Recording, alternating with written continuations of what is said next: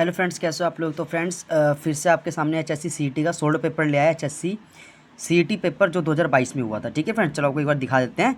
जो भी कैंडिडेट पहली बार सीईटी का पेपर देंगे उनके लिए बहुत ज़रूरी है कि एक बार वो कंसेप्ट को समझ ले कि कौन से क्वेश्चन पूछे जाते हैं और किस लेवल के पूछे जाते हैं। चलिए देखिए, ये सोल्ड पेपर 2022 का है। ठीक है फ्रेंड्स, और मैं आपको दिखाता हूँ फ्रेंड्स, ये जो पेपर आगे ये सारे पेपर है हमारे पास। ये देखिए फ्रेंड्स, ये 2023 के है फ्रेंड्स। तो 23 के में टोटल जो है 5-6 पेपर है। ठीक है, तो ये हम बाद में करेंगे। पहले एचएससी सीईटी 2022 का पेपर जो सीईटी का हुआ था ग्रुप सी का, वो यही पेपर था फ्रेंड्स। तो मैं आपको दिखाता हूँ। देखिए, ये पेपर हम ऑलरेडी कर चुके हैं और इसकी वीडियो पोस्ट भी हो चुकी है, आप एक बार जाके देख लीजिएगा। और उसके बाद मैं आपको दिखा देता हूँ एक बारी। ये है 6 नवंबर पहली शिफ्ट का पेपर, सोल्ड पेपर फ्रेंड्स। ये भी जो है वीडियो इसकी बना के अपलोड कर दी गई है, क्वेश्चन समझा दी गई है फ्रेंड्स। अब एक और देख लेते हैं फ्रेंड्स, ये वाला है फ्रेंड्स पेपर आपका। तो फ्रेंड्स ये 6 नवंबर का पेपर है, सेकंड शिफ्ट का पेपर है फ्रेंड्स। हम इसको स्टार्ट करेंगे। ठीक है, चलिए फ्रेंड्स, तो एक बार बिना टाइम वेस्ट किए इसको रीड करना शुरू कर देते हैं। तो क्वेश्चन फ्रेंड्स क्या है एक बार देख लीजिए, यहाँ से स्टार्ट है फ्रेंड्स। मैथ और रीजनिंग को नेक्स्ट वीडियो में डालेंगे फ्रेंड्स, अभी साइंस और बाकी इसके क्वेश्चन देख लीजिए। तो क्वेश्चन क्या है, यौगिक के बारे में निम्नलिखित में से कौन सा कथन सही है। यौगिक क्या होता है फ्रेंड्स, जब भी किसी दो गैसों को आपस में मिलाया जाता है तो जो नया जो एक एलिमेंट बन के आता है, उन यौगिक की बात हो रही है फ्रेंड्स। तो ये क्या बोलते हैं, यौगिक के बारे में निम्नलिखित में से कौन सा कथन सही है। तो बी और सी दोनों सही है फ्रेंड्स। बी क्या है एक बार पढ़ ली देखिए, कहता है प्रत्येक नए पदार्थ का संगठन सदैव स्थायी होता है। मतलब जो भी नया पदार्थ बनेगा ना, उसका कुछ कुछ अस्तित्व होगा, उसका कुछ ना कुछ उसका बन के आपके सामने आएगा। सी क्या है, घटकों को केवल रासायनिक या विद्युत रासायनिक अभिक्रिया द्वारा ही अलग कर सकते हैं। ये भी फ्रेंड्स बिल्कुल सही है कि अगर हमने धातु व धातु को गैसों को अलग करना है तो या तो रसायन के थ्रू या फिर विद्युत रासायनिक अभिक्रिया के द्वारा हम इसको अलग कर सकते हैं। 7 देखिए, कौन सा कथन कोलाइडी विलयन के बारे में बिल्कुल सही है। तो कोलाइडी एक विषमांगी मिश्रण है, ये इसका पहला बिल्कुल सही है फ्रेंड्स। और इसका सी वाला भी आंसर सही होगा। कोलाइड इतने बड़े होते हैं कि प्रकाश की किरण को परकीन करते हैं, उसके मार्ग को दृश्य बनाते हैं फ्रेंड्स। ठीक है, चलिए अब आगे पढ़ते हैं। 68वें राष्ट्रीय फिल्म पुरस्कारों में फीचर फिल्म श्रेणी में किस फिल्म को सामाजिक मुद्दों पर बनी सर्वश्रेष्ठ फिल्म घोषित किया गया था। तो फ्रेंड्स 2025 में उस फिल्म का नाम है Attam the play. Attam the play 2025 का जो है करंट अफेयर क्वेश्चन था फ्रेंड्स। तो इसका आंसर आपको लिखना है अट्टम मूवी। जनांकीय संक्रमण एक अवधारणा जिसे फ्रैंक नोटेस्टीन ने वर्ष 1945 में विकसित किया था, आर्थिक विकास तथा डैश के संबंध की व्याख्या करता है। तो फ्रेंड्स यहाँ पे इसका आंसर बताना है, ये जन्म तथा मृत्यु दर सामान्यतः निम्नलिखित में से किसे भूमंडलीकरण का परिणाम नहीं माना जा सकता। तो फ्रेंड इसका आएगा शुल्क अवरोध, इसका करेक्ट आंसर हो जाएगा। नेक्स्ट देखिए, छोटा नागपुर के पठारी क्षेत्र में निम्नलिखित में से कौन सा उद्योग अधिकांश केंद्रित है। तो ये लोहा और इस्पात उद्योग है जो फ्रेंड्स, जो काफ़ी बड़ी मात्रा में फैला हुआ है। एक नृत्य मुद्रा में नटराज की कांस्य प्रतिमा किस भगवान से है। तो भगवान शिव से संबंधित है। Built in expression import error कब आता है। Built in exception import error कब आता है, कहता है जब पूछे गए मॉड्यूल की व्याख्या ना की गई हो। निम्नलिखित में से कौन सा एक डाटाबेस मैनेजमेंट सिस्टम नहीं है, मतलब DBMS नहीं है। तो आपको बताना माइक्रोसॉफ्ट जो एक्सेल है फ्रेंड्स, क्या है माइक्रोसॉफ्ट एक्सेल DBMS का पार्ट नहीं होता। जबकि friend DBMS data base management system इसकी फुल फॉर्म होती है। तो इसमें मैंगो DB, MySQL और ओरेकल ये तो इसके पार्ट है फ्रेंड्स, लेकिन माइक्रोसॉफ्ट एक्सेल इसका कोई पार्ट नहीं होता। उस नेटवर्किंग टोपोलॉजी क्या कहेंगे जहां हर एक संवाद उपकरण एक केंद्रीय नोड से जुड़ा होता है। तो फ्रेंड ये क्वेश्चन बहुत इंपॉर्टेंट है, कंप्यूटर का है फ्रेंड्स, आता रहता है। एक बार इसको आप थोड़ा पढ़ लीजिए फ्रेंड्स।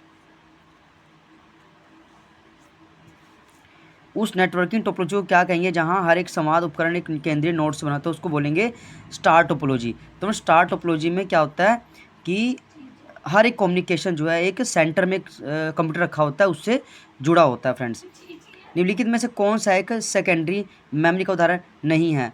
तो देखिए फ्रेंड्स, यहाँ पे रीड ओनली मेमोरी, ठीक है ना। यानी बस यहाँ पे फिर रोम और रैम ये प्राइमरी मेमोरी होती है और मेन मेमोरी होती है, जो कि मेमोरी कार्ड सेकेंडरी है, हार्ड डिस्क सेकेंडरी है, पेन ड्राइव सेकेंडरी है, CD रोम सेकेंडरी है, फ्लॉपी डिस्क सेकेंडरी है।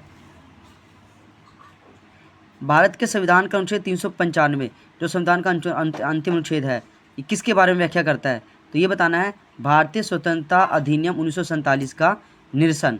क्या है फ्रेंड्स? भारतीय स्वतंत्रता अधिनियम 1947 का निरसन, इसका करेक्ट आंसर हो जाएगा। नेक्स्ट क्वेश्चन देखिए।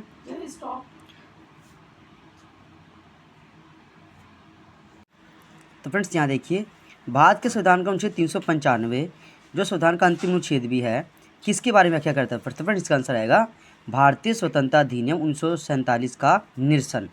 नेक्स्ट क्वेश्चन देख लीजिए। नियति के साथ साक्षात्कार भारत की आज़ादी का एक प्रसिद्ध भाषण है जिसे भारत की संविधान सभा के निम्नलिखित में से किस सदस्य ने दिया था? तो ये दिया JL नेहरू, मतलब पंडित जवाहरलाल नेहरू ने बोलता नियति के साथ साक्षात्कार। कठोर सतह जैसे पत्थर अथवा धातु पर उत्कीर्ण लिखाई के अध्ययन को क्या बोलते हैं? तो इसको बोलते हैं फ्रेंड्स पूरा लेख शास्त्र। पूरा लेख शास्त्र, पूरा का मतलब पाषाण यानी पत्थर, उनके ऊपर लिखावट यानी पूरा लेख शास्त्र का करेक्ट आंसर हो जाएगा। मतदाता जंक्शन क्या है? तो मतदाता को जागरूक करने के लिए भारत निर्वाचन आयोग द्वारा बनाया गया रेडियो श्रृंखला। निम्नलिखित में से कौन सा शब्द आनी प्रत्यय से निर्मित है? तो आनी का जो प्रत्यय होगा फिर होगा शिवानी, इसका करेक्ट आंसर हो जाएगा। चलिए नेक्स्ट देखिए, फिर थोड़ा हिंदी को भी देख लीजिए। कहता है विराम चिन्ह की दृष्टि से निम्नलिखित वाक्यों में से अशुद्ध वाक्य बताइए। पहले बोलता फ्रेंड्स देखिए, उसने बताया कि कोमा इन्वर्टेड कोमा यहाँ पे आना चाहिए था, यहाँ पे नहीं लगा रखा, तो ये पहला ही गलत है फ्रेंड्स। उसने बताया कि वह सुबह सुबह घर छोड़ देंगे। फ्रेंड्स यहाँ पे भाई शब्द में तो बिल्कुल सही लिखावट है, कोई गलती नहीं, लेकिन यहाँ पे गलती किसकी? विराम चिन्ह की गलती है। अरे अरे सांप विसम्मित बोधक बिल्कुल यहाँ पे सही है। काश विसम्मित बोगत इस मेहमान को नज़दीक से देखा जा सकता था, पूर्ण विराम, ये भी बिल्कुल सही है फ्रेंड्स। हम सब जानते हैं कि वह बुद्धिमान भी और कुशल भी है, पूर्ण विराम, ये भी बिल्कुल सही है। तो फ्रेंड्स यहाँ पे जो ए है वो गलत है, क्योंकि यहाँ पे विराम चिन्ह का प्रयोग सही से नहीं किया गया। चलिए फ्रेंड्स नेक्स्ट क्वेश्चन भी देख लीजिए। कैंधो ऋतुराज काज अवनी उसांस लेत, कींधो यह ग्रीष्म की भीषण लुहार, उपयुक्त काव्यांश किस अलंकार का उदाहरण है? तो फ्रेंड्स ये आपके पास आएगा संध्या अलंकार। क्या है फ्रेंड्स? संध्या अलंकार। कैंधो ऋतुराज काज अवनी उसांस लेत, कींधो या ग्रीष्म की भीषण लुहार, ये अलंकार कौन सा है? संध्या अलंकार है फ्रेंड्स। किस शब्द में उपसर्ग का प्रयोग हुआ है? तो सदाचार में फ्रेंड्स उपसर्ग का प्रयोग किया गया है। आग के लिए उपयुक्त प्राची शब्द नहीं होगा, अग्नि अनल पावक होता है, अनिल फ्रेंड्स नहीं होता। उद्याचल शब्द के लिए सर्वाधिक उपयुक्त वाक्यांश क्या है? सूर्य जिस पर्वत के पीछे से निकलता है उसे बोलते हैं उद्याचल। पुरुषोत्तम समास का विग्रह बताना है, पुरुषों में उत्तम, तो यह अधिकरण समास। वर्तन की दृष्टि से अशुद्ध शब्द का चयन कीजिए। तो फ्रेंड्स यहाँ पे देखिए, दैहिक में बड़े की मात्रा आएगी, दैहिक ऐसे लिखा जाता है, यहाँ पे एक लगा रखा है, तो यहाँ पर ये गलत हो जाएगा फ्रेंड्स। निम्नलिखित शब्द में से कौन सा शब्द क्रिया का प्रेरणार्थक रूप है? तो यहाँ पे देखिए बिठाना। क्या है फ्रेंड्स? बिठाना जो है ये क्या एक प्रेरणार्थक रूप को दर्शाता है। किस लोकोक्ति का भावार्थ सुसंगत नहीं है? काला अक्षर भैंस बराबर, तो ये होगा सुसंगत नहीं है, तो ये तो सही है फ्रेंड्स। बहती गंगे में हाथ धोना, अवसर गला उठाना, ये गलत हो गया, यही इसका आंसर है। मन चंगा तो कटौती में गंगा, यदि मन शुद्ध है घर पे तिरस्थल है, सही है।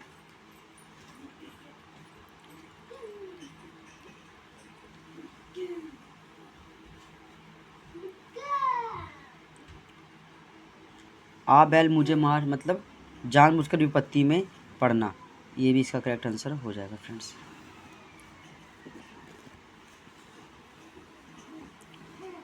संयुक्त वाक्य के समानाधिकरण उपवाक्यों में इनमें से किस प्रकार का संबंध नहीं है?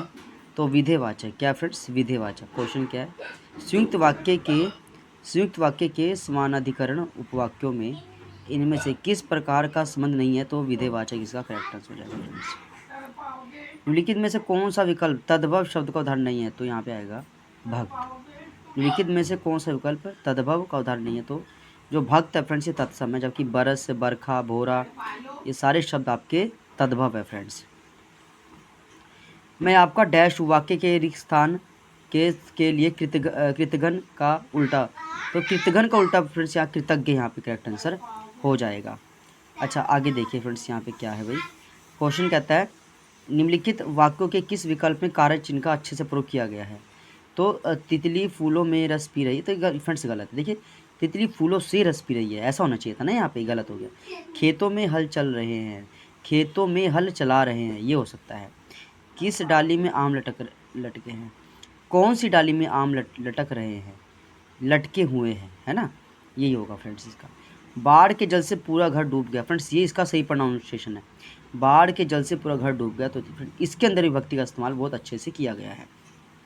कौन सा संधि का प्रकार नहीं है, तो फ्रेंड देखिए आयादी संधि, यण संधि, दीर्घ संधि होती है, लेकिन फ्रेंड समृद्धि संधि नहीं होती।